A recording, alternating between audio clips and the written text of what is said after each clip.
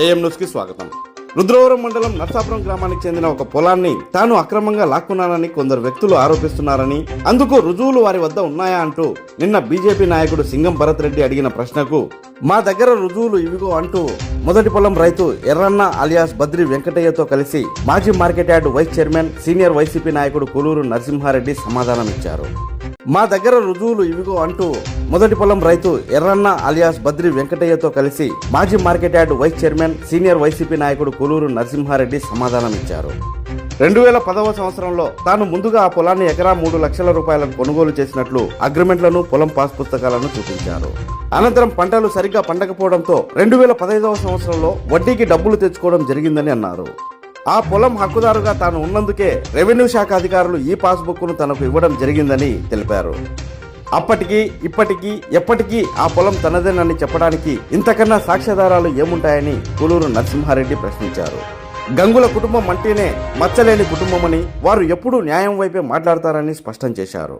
పేకాట విషయంలో ఇది సరికాదని ఎమ్మెల్యే మంచి మాట చెప్పినందుకే సింగం భరత్ కుమార్ రెడ్డికి మింగుడు పడక పార్టీ నుండి బయటకు వెళ్లిపోయారని మాజీ market yard vice chairman Narasimha Reddy తెలిపారు.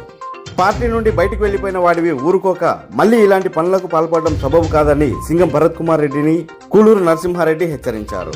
ఆ పొలం తనదేనని ఎర్రన్న తన పిల్లలతో కలిసి అహోబిలం లక్ష్మీ నరసింహస్వామి వద్దకు వచ్చి ప్రమాణం చేస్తారని, అందుకు భరత్ రెడ్డి మీరు కూడా సిద్ధమేనా అంటూ నరసింహారెడ్డి ఘాటుగా ప్రశ్నించారు.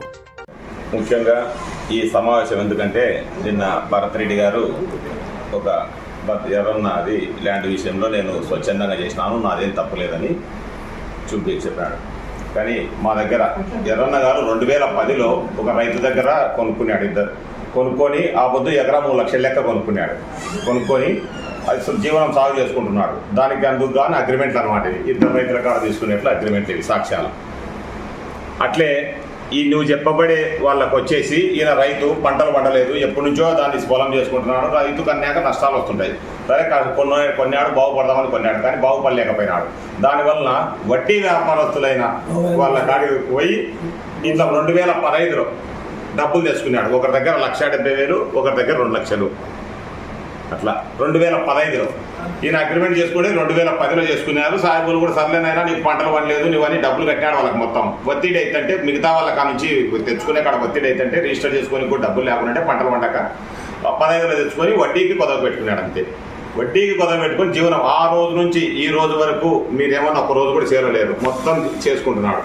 దానివల్ల పొజిషన్లో ఉన్నాడని ఎంఆర్ఓ గారు కూడా అప్పుడు ఒక పాస్బుక్ ఇచ్చినాడు ఎర్రన్నకే. ఇట్లా ఈ ఒప్పుదల ఖరారు చూసి సార్ ఇట్లా నేను ఇట్లా కొన్నాను, ఇలా వాళ్ళు వడ్డీనే సార్ అంటే వాళ్ళు కూడా ఆ రోజు పిలిచి అడిగితే మేము వడ్డీకే డబ్బులు ఇచ్చినామని చెప్పినారు. అట్లా ముఖ్యంగా ఆ నుంచి నువ్వు తీసుకున్నావు అనమాట. వాళ్ళకి వడ్డీదారులకు కూడా డబ్బులు ఇచ్చినాడు. డబ్బులు ఇచ్చినాక నువ్వు ఏం చేసినావు ఏం లేదు వచ్చేసి ఎమ్మెల్యే గారే చెప్పి పాస్బుక్ ఎక్కించినాడు. నేను ఈ పాస్బుక్నే రద్దు చేయించింది. ఎమ్మెల్యే గారికి ఏం చెప్పినావు, ఏళ్ళదైతే ఎర్రన్న గుత్తకేసుకుంటున్నాడు దౌర్జన్యంగా అని చెప్పినావు. ఆ వడ్డీకి తీసుకున్నాడు ఎర్రన్న అని చెప్పలేదు. ఎంతోమంది రైతులు ఏడన్నా ఒక పెద్ద రైతు కాడికి పోయో వడ్డీ వ్యాపారస్తుల కాడికి పోయో రైతు పొలం తీసుకొని ఇస్తున్నారు. నమ్మకం లేకనే రిజిస్టర్ చేయించుకుంటున్నారు వాళ్ళు. అందులో భాగంగానే వాళ్ళకి రిజిస్టర్ చేసినాడు. అది కష్టపడిన రైతును మన బీదవాన్ని ఎప్పుడు మనం ఏం ఇబ్బంది పెట్టకూడదు. అది తప్పు రానాయన అంటేనే ఎమ్మెల్యే కానించి వెళ్ళిపోయినాం. అట్లే గతంలో కూడా వెంకటరామరెడ్డి గారు ఉన్నప్పుడు రైట్ జరిగినాయి, తప్పు అంటే అన్నం అనుకున్నాడు. మీ దాంట్లో రైట్ జరిగినది, అది తప్పునైనా అంటే నువ్వు వెళ్ళిపోతావు, మేము మామూలు ఇస్తున్నాం అంటావు. గంగులోళ్ళు ఒక్కరితో ఒక మామూలు తీసుకొని ఇంతవరకు ఈ చరిత్రలో తిమ్మారెడ్డి టైం కానించి ఇప్పుడు గంగుల నాని వరకు ఒక్కరితో ఒక సెంటు ఆక్రమించుకున్నారు కానీ ఒకరితో ఒక మామూలు తీసుకున్నారని కానీ ఎక్కడా లేదు. వాళ్ళ మీద అనవసరంగా నిందలేదు. నీవు సరే ఇది కరెక్ట్ అంటున్నావు, నువ్వు ప్రమాణం చేయి. దానికి ఈయన సిద్ధంగా ఉంటాడు. ఈయన పిల్లలను తీసుకొచ్చి నీ పిల్లలను తీసుకొచ్చి అహోబిలం నరసింహస్వామి కానీ ప్రమాణం చేయండి. నువ్వు తప్పో రైతో నీ మనసుకే కదా. ఇంకా మరొకసారి చెప్తాండా భరత్ గారు, గంగుల కుటుంబము ఎటువంటి అసాంఘిక కార్యక్రమాలు అనగా మట్కా, జూదము, ఇట్లా పేకాటలకు ఎటువంటి ప్రోత్సహించదు. అది తప్పు అంటేనే నువ్వు వెళ్ళిపోయినావు. మీరు కూడా అనుచరులే, ఎప్పటి నుంచో ఉండారు గంగుల కుటుంబం. ఇప్పుడే ఈ పొద్దు ఎందుకు బాధ కలిగింది? ఈ పొద్దు నీకెందుకంటే వద్దునైనా ఇది తప్పు, పేకాటడం అంటే నువ్వు వెళ్ళిపోతావు. అది రైట్, ఇది కూడా ఎర్రన్నది కూడా ఇది తప్పు, ఇది బీదోని అట్లా చేయకూడదంటే వెళ్ళిపోతావు. నువ్వే స్టేట్మెంట్లు ఇస్తావు. సరే ఇంకా అయిపోయినావు, సరిపోయింది, ఇంకా ఏదో ఊరికి అర్చకుండా ఉండాలి, కానీ ఇంకా నీవే పెద్దతనం లెక్క నీవే మమ్మల్ని విమర్శించేట్లా ఒక్క రూపాయి ఒకరు కూడా ఆశించేది లేదు. గంగులలో చరిత్ర లేదు, వాళ్ళ కుటుంబం తరతరాల నుంచి నీవు ఈ పొద్దు వరకు ఉంది, ఈ రోజు నిన్న వచ్చింది కాదనమాట.